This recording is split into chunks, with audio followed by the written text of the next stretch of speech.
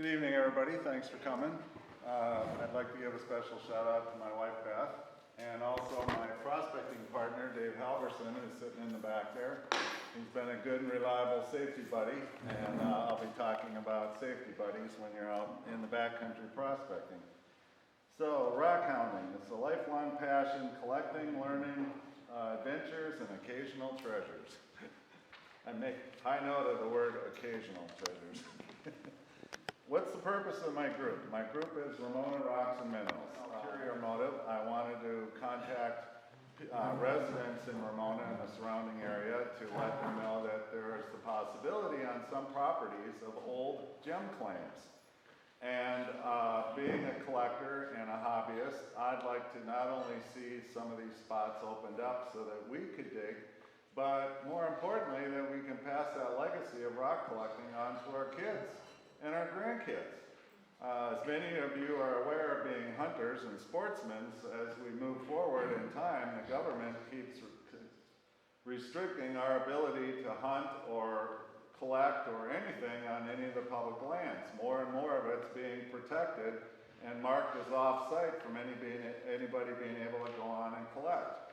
And so one of the things I thought of as a means of trying to open that up was some of the old claims here in the Ramona area are on private land, and the owners own the mineral rights, and I'll be getting into that in more detail. And there's the possibility, if it's no longer a commercially viable claim, in other words, they're not making enough money to commercially mine it, maybe they'll consider allowing us to do small private party fee days to allow the public to have some access and have some adventure collecting. And so we're trying to work the means to do that and to get the word out. So as the head of Ramona Rocks and Minerals, right now, we did do a small fee dig up at the McFall mine until I found out that the mineral rights up there were questionable. So what we did was I host the parties. It's small parties of 6 to 8 people, and we try to preserve and protect the ground. We look out for the owner's property rights and things like that, and we're controlling who's going on the property, how long they're there, and the host is there hosting the dig the whole time. So nobody is ever unescorted on who has ever private property we're on, and they get all the fee dig funds. The only thing I want out of it is to be able to collect on the site for free. And so the property owner in this case made about $850 for 3 digs that we had a total of, what was it, 8, 6, and 4, so about 18 people total in 3 digs, so he made like $850. And I got to collect some pretty cool stuff that I can show you in a little bit here. Right now that dig is closed because of permission and property mineral rights, but we're hoping to find some others. Anyway, so the reason for the group is to enjoy rock, mineral, and gem collecting and share that passion, share adventures prospecting, and share the area geology, images, etc. A lot of the places that I go look at, I generate photo albums for, and I've got pictures of the trails going back to it, the nature around it, the panoramic views from the hilltop, the geology that I see from a distance and up close. I'm showing rocks that I find of interest up close, and all the things that I find of interest. I exclude personal property, buildings, security measures on the property and all that to protect the property owner's rights and to make sure they feel comfortable with what's being posted.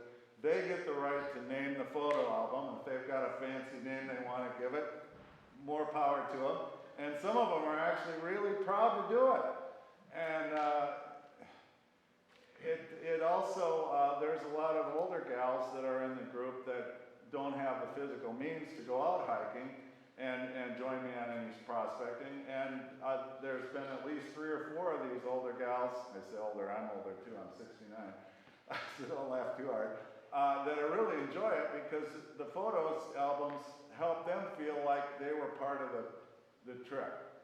And so they really get a lot out of it. You know, I started out hiking the whole Ramona area doing panoramic views from all the hilltops. That was one of my goals when I moved down here in '96. And also got involved in the planning group and met a lot of people and got a lot of owners owners to give me permission, like what's the name of the ranch south of the Barnett Preserve, back in there between Verona and the Barnett. It was opened up for us to be able to do hiking and horse rides back there, and they allowed me to hike the entire property down there, which is several hundred acres, and the Dallas mine is back in there, which in the day, that's why they built the Wildcat Canyon Road, was to service the Dallas mine on that property, and there was gold, copper, so if you do go back there, you can still find a little malachite and a little azurite, not much, and I definitely didn't go into the mine, certainly not by myself, but you know, I got access to that property, and I've been continuing that and getting access to a lot of other properties. If you saw recently the article in the paper that I was able to convince the Ramona Sentinel to do, it helped me get the word out to property owners that I'm not a certified geologist, I don't have any professional degrees in that regard, but I've been collecting for 60 plus years, I'm 69 now, and I've been exclusively hiking the Ramona and county area down here looking for gems and minerals for the last 27 years since I moved down here. So I got a pretty good idea of what's in the ground, what the geologic structures are and all that, and if it's something I don't know, I've got experts in the group that I can call in that are certified or are miners and can give you a better idea of the value of whatever we find on your property. So I also share the gem and mineral shows and the dealers who give good dealers, who give good deals. I've made good friends with a couple of the local dealers. Richard Mueller from Alpine, he deals in high-end turquoise, rough turquoise or finished turquoise. Faye Wagner, she deals in slabs, so I get all my slabs for cabbing from her, or a lot of them. John DeGarceau, who's at a lot of he's usually at the Escondido, Vista, and El Cajon shows, which is in Lakeside, and he's got rough gems as well as cut gems. And I've learned that these people are dealers that I promote because I trust them. I do business with them, and they've always given me good deals and given me good insight or tips or tell me what's coming down the pipe available or latest on the mining news and, you know, news going around among the miners, what pockets just got opened up and all that kind of stuff. So I always share all that. And then we also share knowledge from books, experience from fellow friends and rock hounds. I share prospecting and safety info.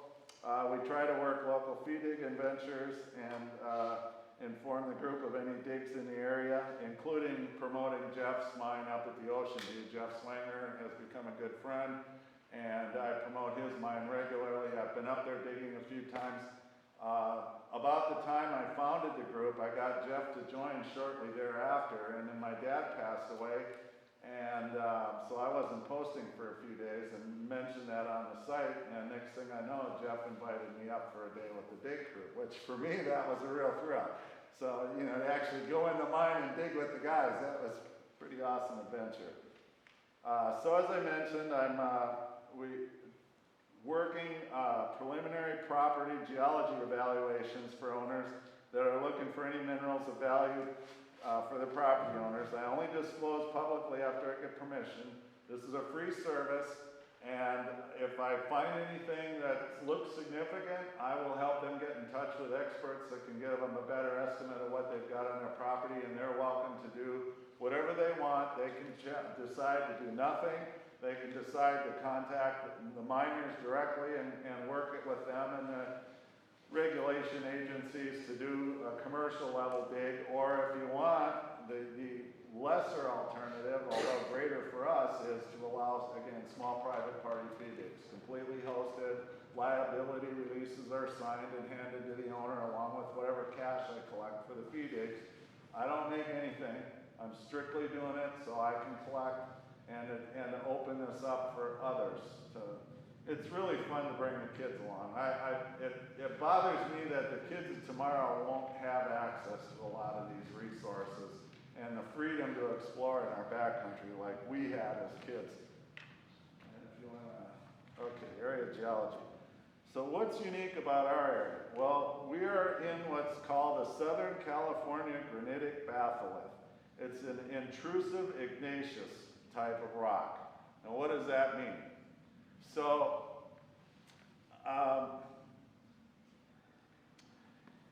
when we have a subduction zone that used to be off the coast. It's still off the coast up in Northern California. And when the oceanic rock subducts the continent, it melts, and that adds moisture from dragging in from the ocean bottom sediments, along with quartzes and feldspars and all the surface minerals and stuff that erode off the land and settle in the ocean basin. And they get subducted along with the basalt that forms the oceanic crust. Well, once it gets under where it's under high temperature and high pressure, along with that water acting as a flux, it melts it, and it actually reacts it. So the malic rock, which is the rock that's black, has high hematite, high iron content, or it's either hematite or magnetite or hornblende, will actually react with the feldspar and quartz to some extent, and it's an exothermic reaction, and so it becomes even hotter and starts burning and melting its way up to the surface as kind of a boil. Think of like a boil under your skin. If it reaches the surface and erupts, that's an extrusive volcanic, meaning it erupted, so it's a volcano, right? Now, the volcano basalts are different than intrusive volcanic in that all the gases that were mixed in and all the moisture that were mixed in with the melt all escape into the atmosphere.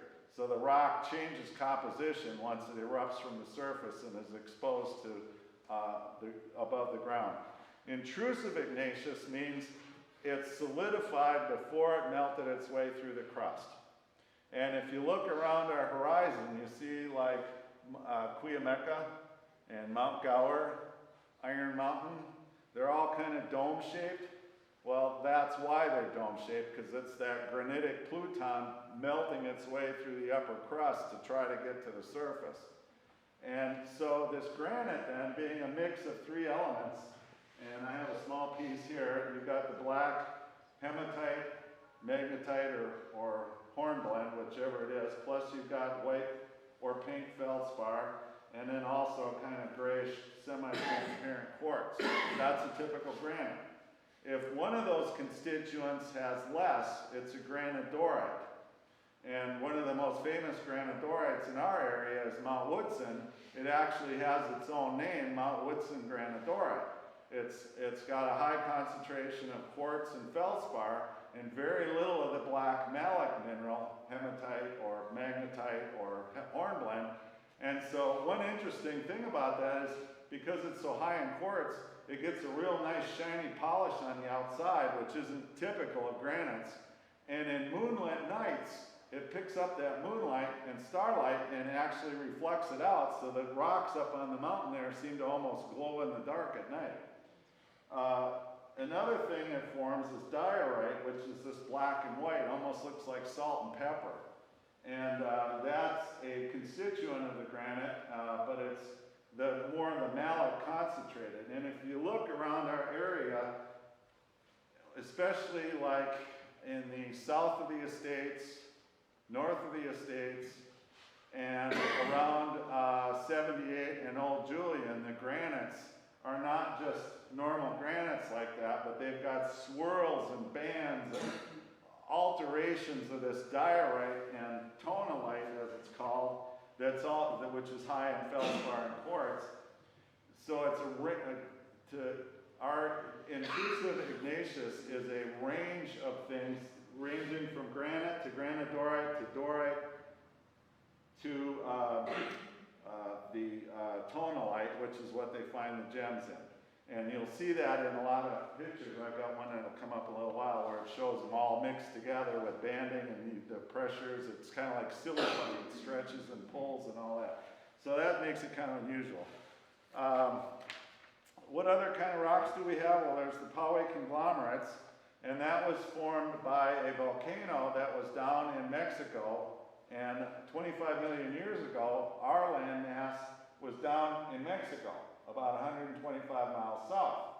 and there was a volcano due east that the river carried all these pyroclastic flows down, clasts as we call them, and that's what formed the cobblestones that are in the Poway conglomerate.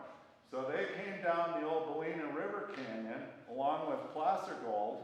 So there's flour gold in the creeks all through there. And in fact, there's still gold claims up along the ridge there, up on just south of Old Julian. If you look up on the hilltop, there's where it's all been bulldozed out and stuff, there is gold that they found back in the day up there. And then that carried down to the ocean basin, which at the time was at Poway, and that's why you have all those big conglomerate deposits of the cobblestones down there. So pegmatite, I already mentioned what that is and how it formed. It forms from the granite. When the granite cools, it contracts and cracks. And if it's a dike is a vertical and a sill is a horizontal crack, and it fills with the residual fluids left over after the higher temperature components crystallize out and settle out. And then you've got the feldspar, the quartz, all under high pressure, high temperature, with water as a flux, and it's like the most caustic environment known to man. Those conditions can't exist on the surface of the earth. They only exist deep in the earth. And that is insulated inside the rock, so it cools slowly, allowing very large crystals to form, and those pockets are what the gemstones are forming in.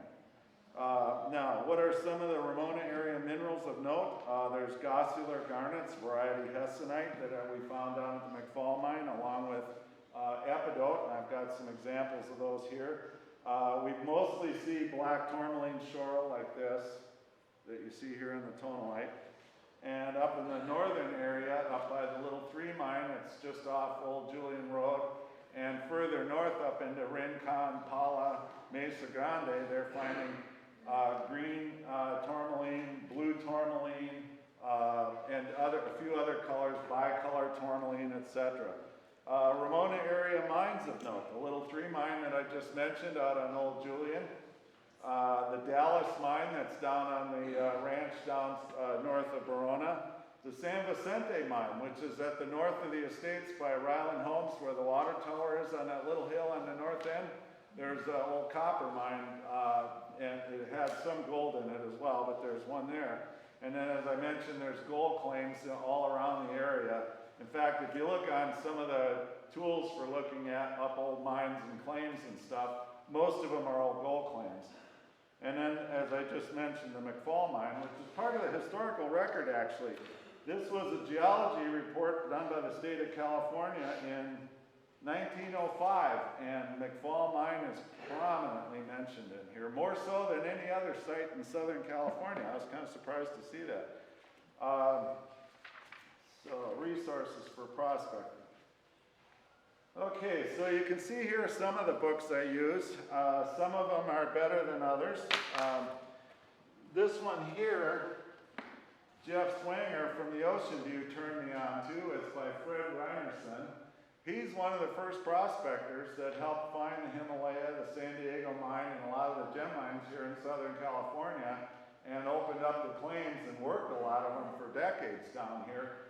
And just so happened, Jeff, who's a fan of this guy, happened to meet his son, and his son still had the stamp from the mine and stamped his book for him, so he was quite proud of that. The little things that make us proud sometimes, right? Another author of note is Johnson Caucus. He's a renowned was a renowned gemologist. He died about 10 years or so ago. He had a lot to do with the founding of the Geological Institute of America that's down in Carlsbad. He's also had a lot to do with the San Diego Gem and Mineral Society and getting that established. He's got a couple of good books here on prospecting gemstones and minerals, field collecting gemstones and minerals, and wouldn't you know it, the Ramona area has an awful lot in here in both of these books. And including in his Gemstones of North America. He also wrote a three-book series of this, and again, the Ramona and San Diego County mines are prominently noted in here. Very renowned gemologist. All right, so that covers some of the books. You're welcome to come up and take a look at them. See, I did this so you get an idea of what's available about the minerals and the gems and all what's available in the area. So this is a good start and just part of my collection. Another one that's real important, I don't have a printed copy. I did a personal copy. It's called the Mines and Minerals of San Diego County, California Mineral Report number 3. It was done in 1957, and this is the only source I have found for all of the historic old claims in the southern part of San Diego County here. It's the only place, if you Google Earth and Google Maps, of course, you can see the surface in 2D or 3D, and I've got some images coming up in a little bit that'll show you why it's useful, because I can actually, in essence, virtually fly over an area, and I can look for the pegmatites going through the countryside, and you'll see how they stand out and how easy it is to find them from that. And so that helps me a lot with preliminary search areas and how far I might need to hike to go check the whole thing out. And you'll see that in a little while. And then Facebook group pages, there's so many rock hounding groups, there's mineralogy groups, there's, I mean, you name it, there's, if you come in and the Ramona Rocks and Minerals, you'll see some of them. I do promote some of the other groups, and I'm always posting material from the other groups into there so people can, you know, take a look, and, oh, I like that, that looks like an interesting site, and then they can go join those sites to open their venues out even further. And then, of course, there's the local gem and mineral shows. The three or four that I like the most are the El Cajon, that's done at the Lakeside Fairgrounds down there, the Escondido show done at the Fine Arts Center, and then the Vista show, which is done at the old steam tractor park that's north of town. And then there's the big cities like Escondido, Vista, San Diego have their own gem and mineral societies, of which some of the members are actually in my group. Lisa Swanger-Coons, Jeff's sister, it has a lot to do with the Escondido Gem and Mineral Show, and you always see her at the Escondido show. And Bill Berboy, her fella, he's a master faceter and is the faceting instructor at the San Diego Gem and Mineral Society, as is his friend Tim Sand. I've become friends with all of them. And so they bring expertise into the group as well, and they've become good friends and support people and mentors for me. And then, of course, there are some mines in the area. The current one that's most used is the Ocean View. He has fee digs there for $75 for a 5-hour fee dig. And it's a lot of fun, especially if you bring kids along. The kids really enjoy digging for their own gems, and so do the adults, to be honest. There used to be the Gems of Paula. He's no longer mining so much. He does still, I think, sell bags of gem grade stuff, and then the Himalaya mine, I'm not sure on the status of that one anymore either. They were doing a fee dig at the Lake Henshaw campground, and it was similarly priced to Ocean View. So, next one. Issues collecting and claiming. Number 1, finding the minerals. Where are they? Wouldn't everybody like to know? If it was easy, everybody would do it, right? Property ownership and physical access is sometimes tricky. It's not always so easy to figure out who owns the property, especially if it's not posted and they don't post who owns it. Then you've got to go through county records, National Forest records, or BLM records, LR 2000 I think it's called, to find out who owns it, to give them a call and say, hey, you know, what can we do with it? Then, is it protected land if it's public, National Forest, or BLM? As I mentioned earlier, a lot of the BLM and National Forest lands are being made protected, so you can't even go in and pick up a rock anymore, which in my mind is ridiculous. How do they enforce that, for one thing? But that's our new government. Surface ownership and mineral rights are not the same. And that's where I got tripped up with the McFall mine. I thought it was National Forest, and it wasn't protected, so I thought, well, we should be able to collect it. But I found out from one of the professional geologists that no, there's complicated mineral rights there, so effectively you can't collect, so we had to stop. If it's private property and you own the property and you own the mineral rights, you can file for a patent. If it's public land, you file a claim. And then you have the right to work the property, you have to follow environmental regulations and all that, and of course, reclaim the land when you're done, cover it back up, and add, you know, your plants and all that to put it back to natural. But there's many legal, environmental, and safety issues with underground mining. Surface mining is much easier, but it's still very regulated. Tools and accessories for prospecting. I can't stress enough how important water is. If you're going out in the back country and you're going to be back there for more than 20 minutes, a half an hour, especially if it's a hot day, if it's above 85 degrees, bring at least a quart for every half hour that you're back there, and don't shortchange yourself. Dehydration is a killer and can get you before you know it. You want to bring water, snacks, paper towels, a jackknife, a compass. Why would you bring a compass? You got a phone, right? Well, back in the national forest, there's so many areas that you don't have service, and so your GPS isn't going to work. Your compass on the phone isn't going to work. You won't call anybody, so what do? So carry a compass. It's just a light little thing. It doesn't take much. I always, I'm 69, my eyes are getting a little weaker as I go older. I always bring a small lens. Either I bring the maps or I know the area well enough, having studied the maps prior, that I don't need to bring them, but I make sure I know the area and the topology of it so I don't get lost. And then some of the other tools, shovels, screens, pickaxes, rock hammer with a generator. You can go crazy. You see these miners out there with bulldozers, bobcats, backhoes, whatever. It depends on what you've got in the ground. If you don't have anything in the ground, don't bring any big tools. It isn't worth it.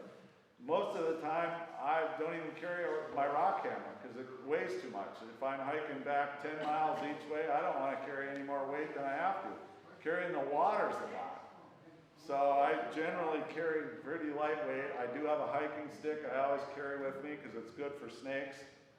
And I will occasionally bring a small rock hammer with a pick on the end of it. Metal detectors. So there's a couple different types of metal detectors. Most of what's around here you don't need, but it is useful for the miners for gold up in Julian, because nowadays they can metal detect into the wall of the mine to determine if there's any metal ore in there to be worth going in and digging further into the rock. So it's very valuable to give them insight deeper into the ground as to whether to blast or dig to go further in. Now there's two basic types of metal detectors. One's just a resonant frequency where it sends an RF pulse down one coil, and another coil, when the metal picks that up, it induces a self-inductance and it returns a reflected signal of the opposite polarity, and that's what the metal detector's picking up. Those are the lesser grade metal detectors.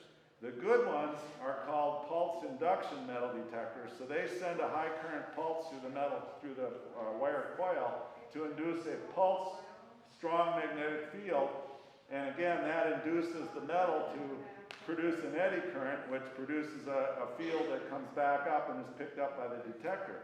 Now, the thing that makes that difference is the rate of decay gives you an idea of what the resistivity of the metal object is. So it allows you to discriminate whether it's gold, silver, nickel, iron, whatever. It's not a 100% foolproof discrimination, but it'll give you a much better idea. You can screen out gold or silver better than you can with any other metal detectors. FRX, functional, what's that called?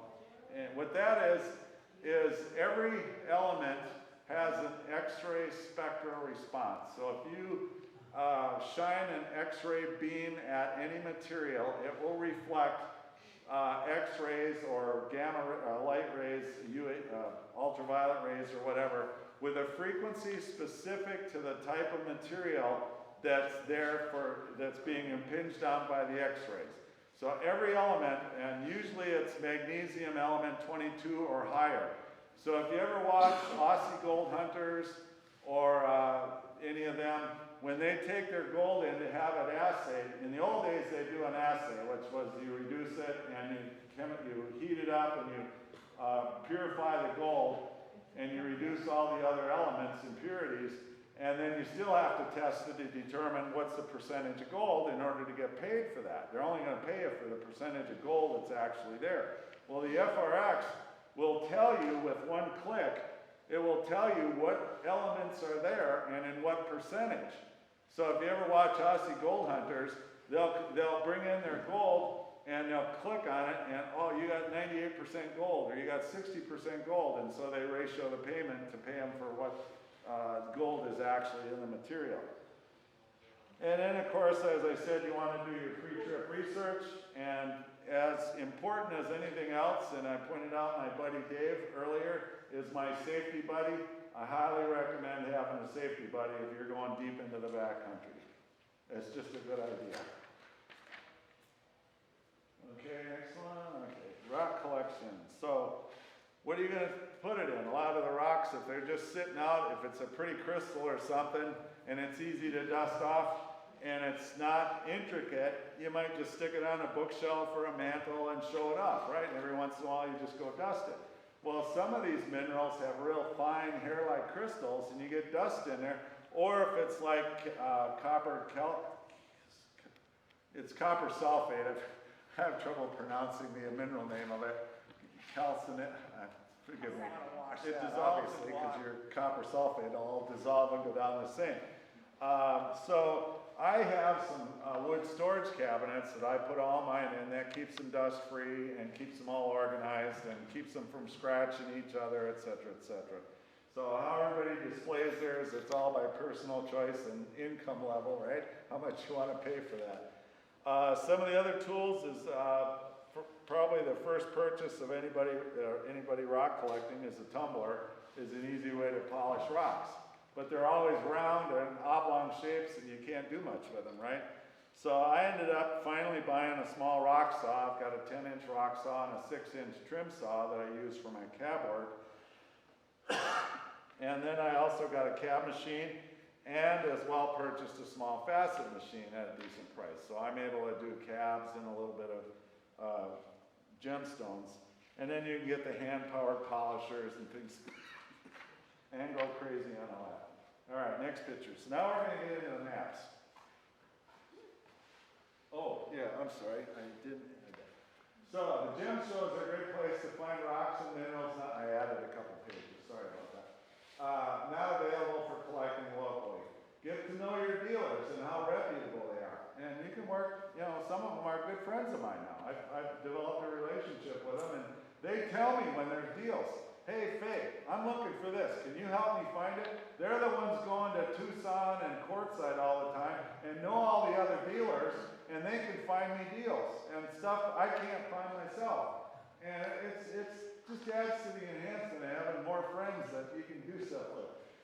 So get to know your dealers and how reputable they are. I can tell you a story about Don DeGarceau. I had a dealer I bought something from, and I handed him the $20 with the rocks, and he thought I didn't hand him the money, so he asked for the money, and okay, fine, I gave you the extra $20.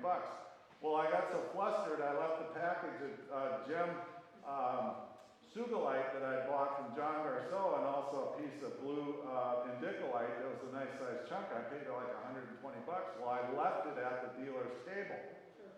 So I knew John was down there yet, so hey, John, can you go look up this dealer and see if I left my package there? He not only got me my package back and sent it to me, the dealer realized that they overcharged me and gave him the $20 that I had left there, and he got me my money. That's the kind of friends you want to have for dealers, okay?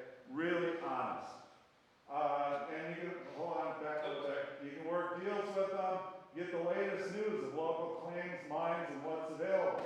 And as I mentioned, have dealers be on the lookout for things that you want to collect. You want to find some special slabs to cap, make some cool stuff for the grandkids. They help me with that. And I only recommend reputable dealers that I buy from and have given me good deals. I'm staking my reputation on them too, because I'm recommending them not just to public, but to my friends as well. I don't want my friends to get screwed, right? And, okay, so now you go to the next page. So that yellow line bending up and around, I don't know if you recognize that, but that's Highway 78 heading east to town. And down below is Old Julian. You can just barely see that. There's a couple of lines of text down there, and it joins out to the west at the chicken farm out there, and then to the east, of course, in town. Well, those dots are all the old claims out there, the Little Tree Mine and the Panther, the ABC, there's a whole bunch of claims up there, all on private property. I don't know what the mineral rights are up there, but I know those are all on private property. None of them are active anymore, including the Little Tree was just purchased from Louis Spalding Jr. here a few months ago by one of the miners up at the Ocean View's girlfriend bought it, and they're just sitting on it. They're not actively working the mine. I'm not sure what they're going to do. I tried to contact her to do a little bit of a write-up, and she didn't want anything about the Little Tree in her. Okay, fine, whatever. But if you've got property up there, I'd sure love to talk to you to see if there's something there that we might be able to open up and earn you some money for allowing us to do a little feeding. Now, one thing of note, I'm a little different than most of your prospectors, because I'm willing to go talk to the owners. I'd rather talk to the owners than just go on their property. I might go on the property to start with to try to figure out who owns it and what's there, but my next step is going to be I want to talk to the owners and see if I can work something out with them, and I want to be fair and honest about it. The only way we change the reputation of prospectors is to change what we do and not trespass on their property and respect their property rights and work with them to make them some money for letting us do it. They're more willing to let you go on their property. Let's see. So anyway, I've done quite a bit around there. There's a few places on the east side here, or west side, that I've already done some preliminary evaluations on. Most of the people know Jeff Hitchcock that makes the armor. Well, his wife Gwen got a hold of me, and I evaluated their property. They're out closer to the chicken ranch on the east end, and they had some epidot up there, but you never know who you get to meet on some of these. So it's been a lot of fun meeting a lot of new people and making some new friends, etc. All right, you want to go to the next map? So that was the MineDAP map. This is the diggings map for the same area.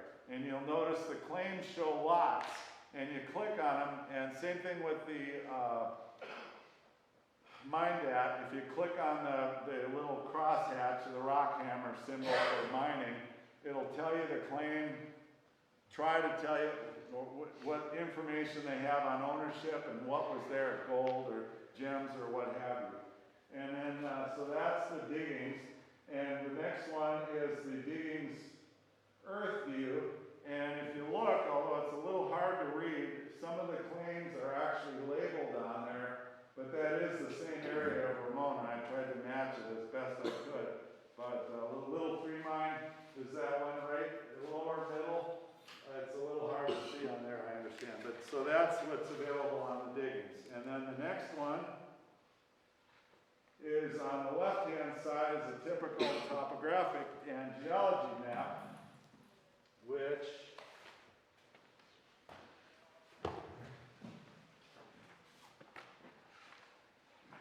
looks like this. So it has not only topographical contour lines for the elevation, but you see all the different colors. That represents the different geology in the area, and it even shows all of the fault lines. Now, fault lines are kind of interesting because up where the Elsner Fault bends north, that's where all the big gem mines are, by the way. So sometimes the geology is intimately connected in many ways. So that's the topo map that's from USGS. And the map on the right is one of the maps for the Ramona Gem District. There's several gem districts in the county. There's the Pala, Rincon, Mesa Grande, and Ramona. And I think there's one or two others, but so they all have their own districts. And that's that's the map that came with the county mineral report number 3 for the Ramona district. And the black is the pegmatites that go through the countryside. And again, you see some of the contour lines for the altitude topography. And let's see then, the next one, and this is a very useful tool. It's a little hard to see it, but can you see the 3D topographical relief? So this is Google Earth View. I don't know, back in the day when I started, around 2000, Microsoft developed a tool they called TerraServer. It was the first attempt at doing something like this. And they took satellite photos from all over the world and stitched them all together. They were doing it to test out a large server application. They were still developing and building SQL Server. That was one of their flagship SQL databases. And they wanted to show its performance and what it could do. So they developed TerraServer, and then it eventually morphed into Google Earth.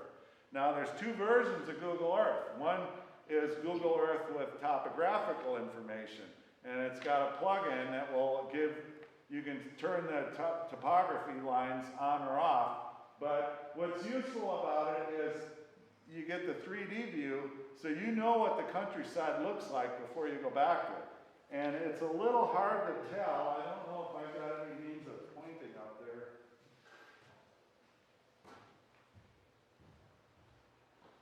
Yeah, it's a little hard to tell, but you got the 2 hills, that one and that one. If you look, there's like a lighter colored streak going up the hill at an angle there, and another one over there. And you see that road going up in the hill? That's the little 3 mine at the base of the mountain there.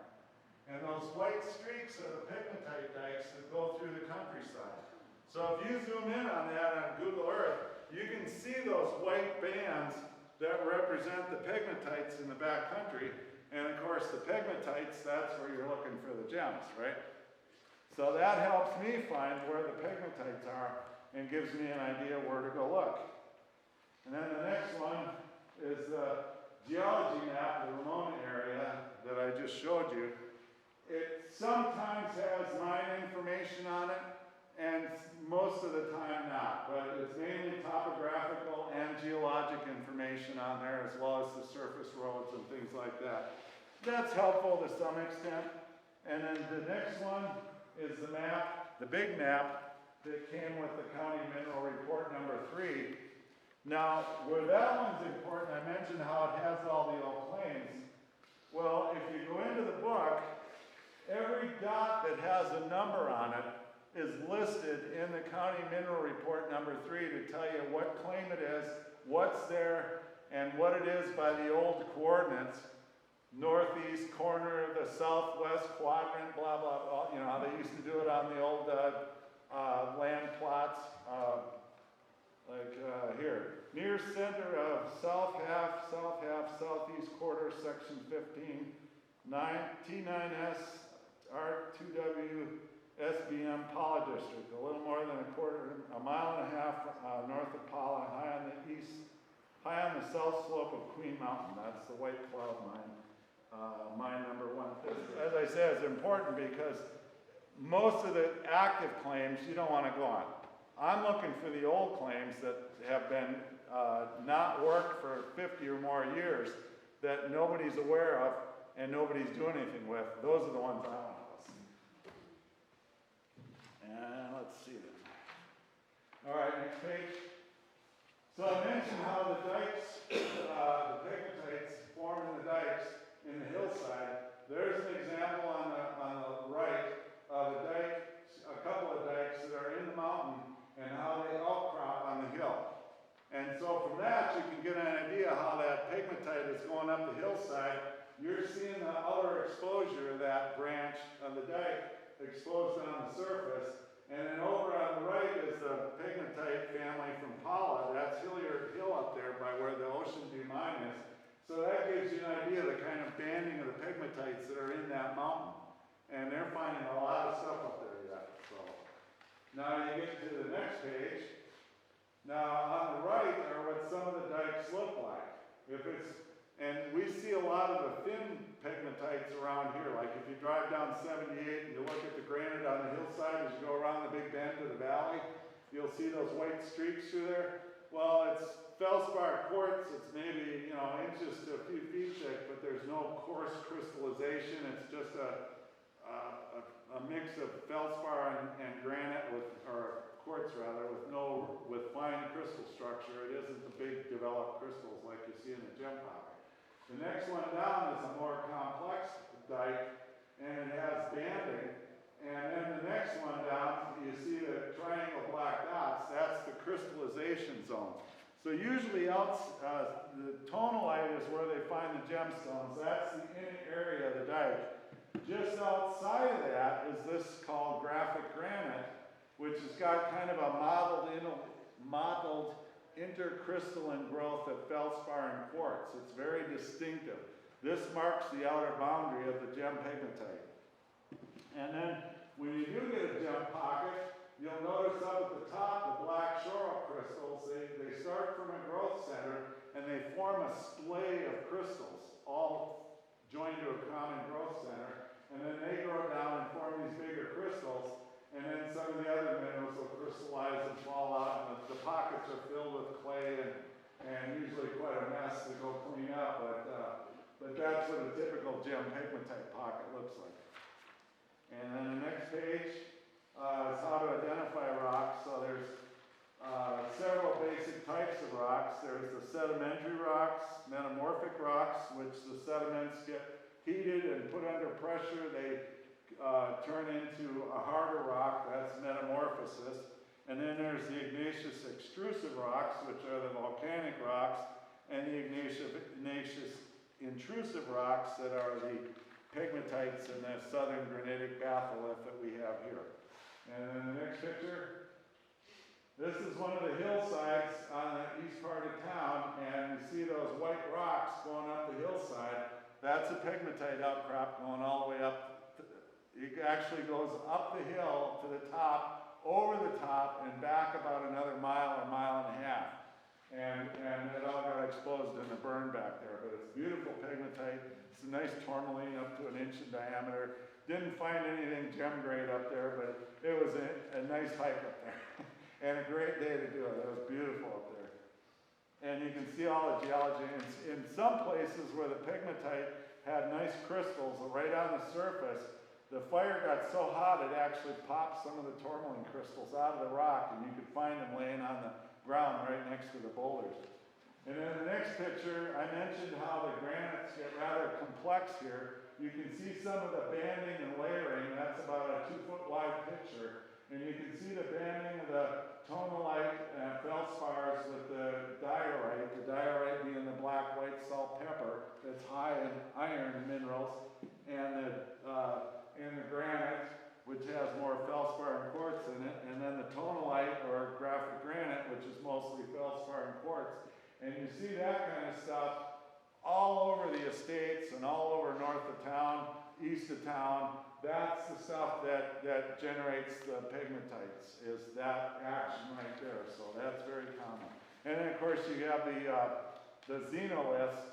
So, for instance, if you go back to Cedar Creek Falls, you start at the top, you've got the granite. But you go down deeper, you'll see these black nodules that are embedded in the granite. Those are called xenoliths. That's the diorite, high in iron mantle rock that's mixing with the granites and forming in place. And it got frozen before it got completely mixed in with the granite. And so you're left with these big blobs of black. And especially on the south end of the estates, you find the xenoliths all embedded in the granite all over down there. And that's pretty much it. Then you guys can come up and look over what books I got and see some of the rocks up close and chat with me further. But any questions?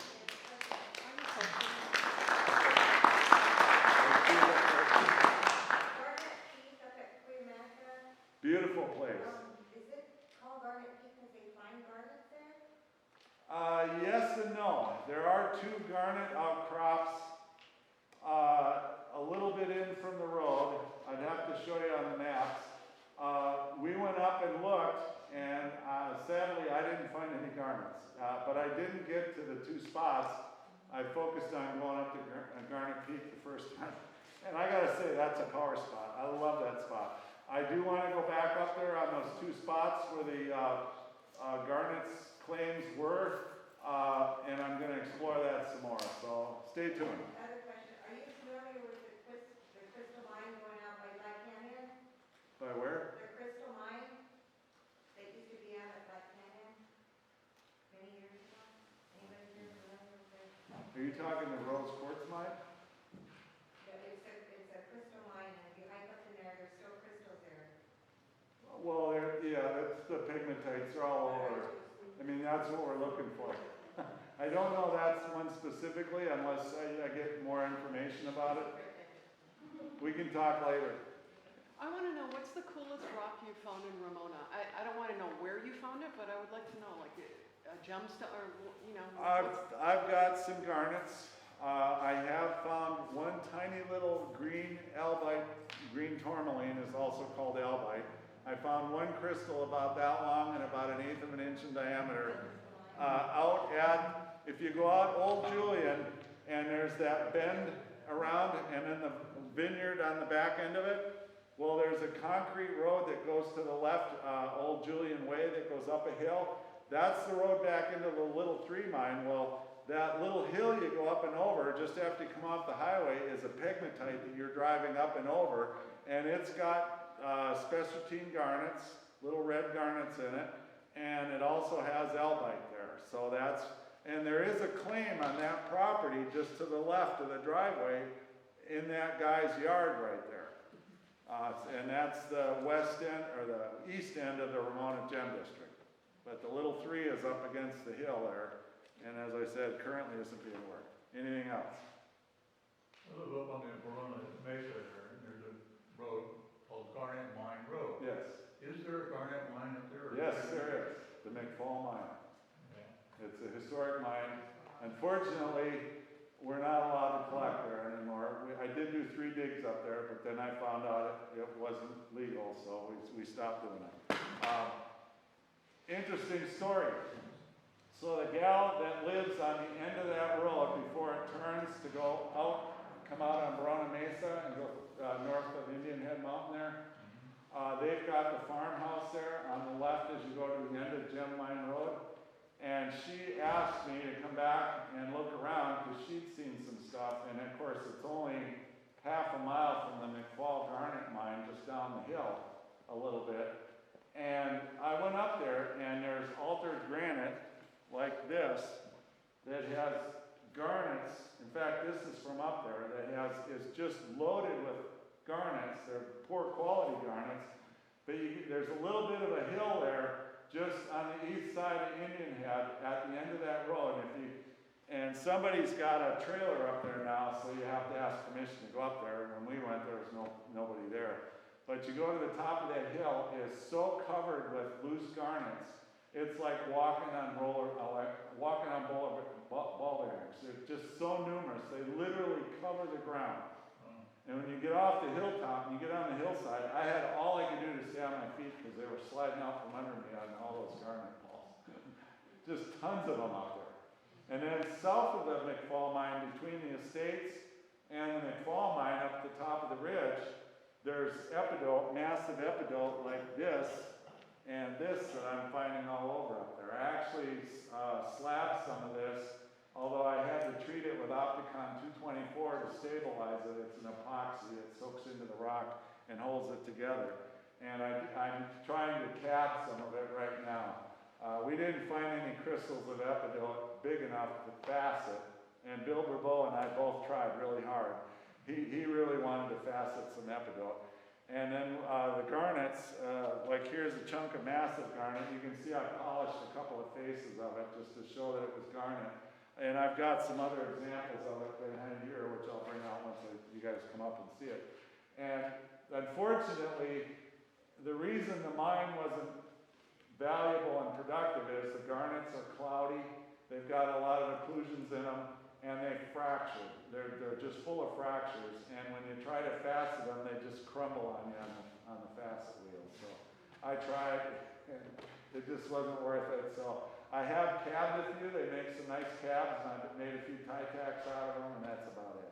And they've got nice color, they've got a nice cinnamon red color, so they're really kind of cool. So those are some of my finds, and then, I was up in Mesa Grande. I don't know how many of you are familiar with up there. There's the old general store up there. At one time, the column that was there used to be embedded with tourmaline crystals. That was from the 1920s in the heyday when they were mining so much up there. And in those days, the tourmaline wasn't that valuable, so they cemented it in this pillar in the front of the store. And of course, all that tourmaline's gone now. But a little bit further around the bend is the old Indian village. There's a church and a cemetery back there, and you go up that dirt road. That's the road back into the Angels property, and that's BLM land and Indian land, and also there's the San Diego and Himalaya mines are back in there, and they paved that road with dirt from the mine dump. A friend of mine just told me that they have found pink tourmaline pencils in the roadbed, and I was just above the church and the graveyard, and I saw this. The pegmatites stick out because they're white, and they usually have this rusty, ruddy orange color all around them. And then you got the countryside, which is just regular dirt, so the pegmatites kind of stick out. Well, I happened to see this milky quartz laying in the middle of the road, and I turned it over, and it had rough garnets, but they were the size of golf balls. They weren't of any, high quality or anything, but they were, garnets is a nice mantelpiece, right? So to me, that's valuable. Not worth much, but it's a big crystal, and I found it, so I was thrilled. Anything else? Well, they can come out and take a look at it. Anybody else? No? Okay. Well, come on up. You can take a look over some of the books I've got and some of the gems and stuff I've got here to show you what they look like.